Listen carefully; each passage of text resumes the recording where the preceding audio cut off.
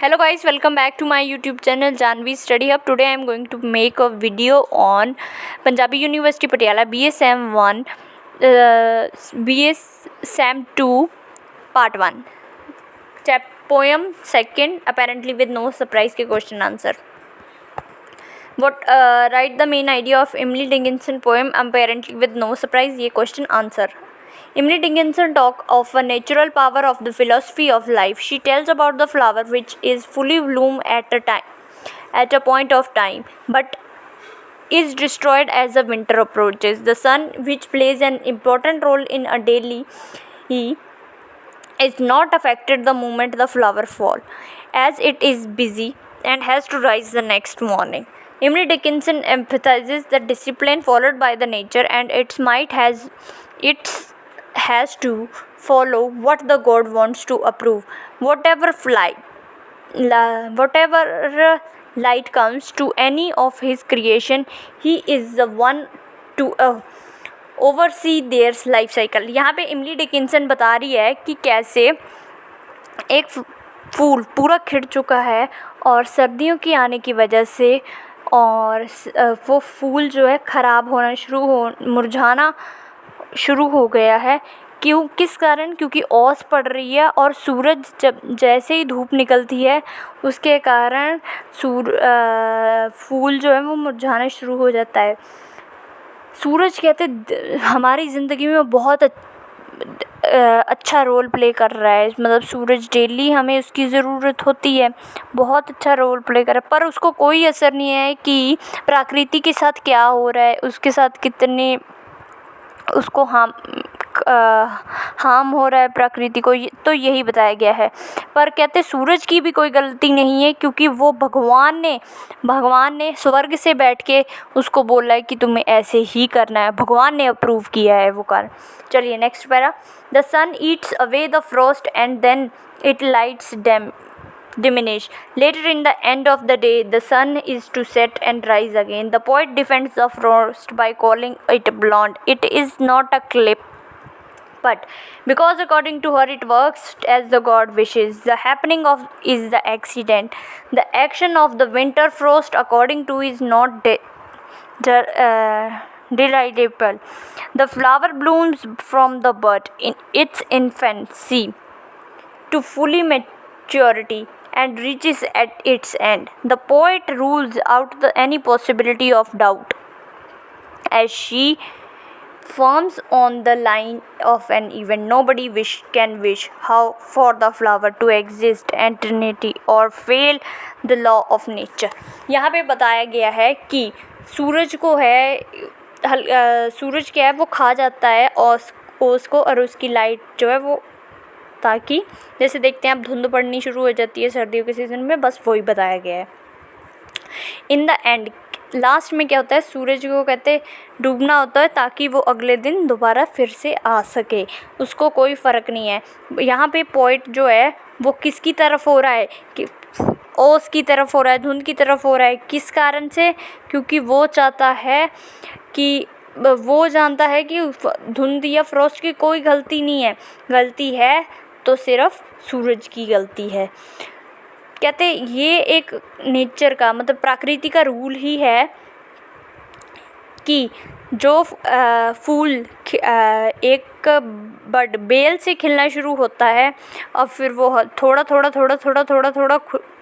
खिलना शुरू होता है, वो उसका रूल ही है. पर उसको हम एंड तक हमारे साथ बचा के नहीं रख सकते. अगर वो एक दिन खिला है तो वो मुरझाएगा भी एक दिन. ये प्रकृति का नियम है. तो गाइस, अगर आपको ये फर्स्ट क्वेश्चन क्लियरली समझ आ गया है तो आप बताइए. इसका पंजाबी में भी बहुत अच्छा ट्रांसलेशन है इस बुक में. अगर आपको चाहिए तो गाइस आप देख सकते हैं. तो ये आप एक बार मैंने अपलोड किया. चलिए नेक्स्ट पार्ट की तरफ. What is the poet's attitude to nature? Emily Dickinson, apparently with no surprise, tells a story of the nature acting out its part. A late frost settles at a newly bloomed flower and kills them, while the sun passes unaffectedly by the event. Dickinson used the example of nature as a metaphor. Just a nature must do what nature does without regards outcomes. So much God let life go on without intervention of favoritism. The force of nature were set in a motion long ago. The God also will not change. Man must undergo whatever circumstances. यहाँ पे बताया गया है कि कुदरत के अपने role को अदा करने के लिए ये कहानी बताई गई है। नए फूल आते जाएंगे, पुराने मुरझाते जाएंगे, यही बात बताई गई है। और ये बताया गया है कि कैसे सूरज को कोई फ़र्क नहीं पड़ रहा कि फूल मुरझा रहे हैं या दोबारा से खिल रहे हैं, यही बताया गया है इसके। और विंटर सीजन के बारे में बताया गया है। चलिए अभी करते हैं paragraphs. Apparently with no surprise to any of the flower, the frost beheaded its play in accidental power. तो ये ओपनिंग लाइन्स है इसकी, ठीक है। कॉन्टेक्स्ट बता रही हूँ अभी मैं आपको। और यहाँ पे बताया गया है कि नेचर कैसे एक पावरफुल रोल प्ले करती है, और इसकी एक्सप्लेनेशन इन लाइन्स की मैं अभी बताती हूँ। इस लाइन्स में बताया गया है कि कैसे एक फूल जो पूरी तरह खिल चुका है और कैसे उसके मुरझाने से कैसे इमली सैड हो जाती है, इसी में यही बताया गया है। अभी नेक्स्ट मैं बताती हूँ। The blonde assassin passes on, the sun proceed unremoved, the measure of another day for an approval God. The lines from the second half Emily E. Dickinson Short's poem. Apparently no surprise, the poem describes the working out of nature. कैसे nature work करती है, the cycle of nature, God approves the work of nature, beautiful flower murdered by Frost. यही बताया गया है कि कैसे फूल मुरझाता है। पूरी स्टोरी में यही 4-5 लाइनें हैं, यही आपको बार बार लिखनी है। In the line it is said, blonde का मतलब क्या है, पेल येलो हेयर्स। उसके जो बीच में देखते हैं कई सीड बाहर निकलते हैं, उसको पेल येलो हेयर्स कहते हैं। In fact the Frost is not guilty, Frost guilty नहीं है, मतलब उसको गिल्टी का मतलब क्या हो गया, उसको एहसास नहीं है। द सन सॉरी गिल्टी का मतलब क्या हो गया कि उसको पता ही नहीं है कि एक्सीडेंटली हो गया है मेरे से, बट वो गिल्टी नहीं है। The sun with headed its warmth, sun को है उसको अपनी गर्मी, वार्मथ क्या हो गया, गर्मी रिलीज़ करनी होती है। पर फ्रॉस्ट वहाँ पे उसने एक डर्टी जॉब खेला है फ्रॉस्ट के ऊपर, जिससे क्या है जो फूल है वो मुरझा चुका है। गॉड भी इसमें शामिल है, बट ये नेचर का एक रूल ही है।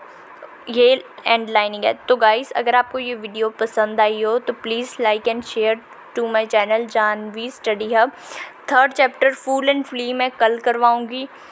अगर इसमें आपको कोई डाउट है तो प्लीज़ कमेंट करके ज़रूर बताना। Thanks for watching.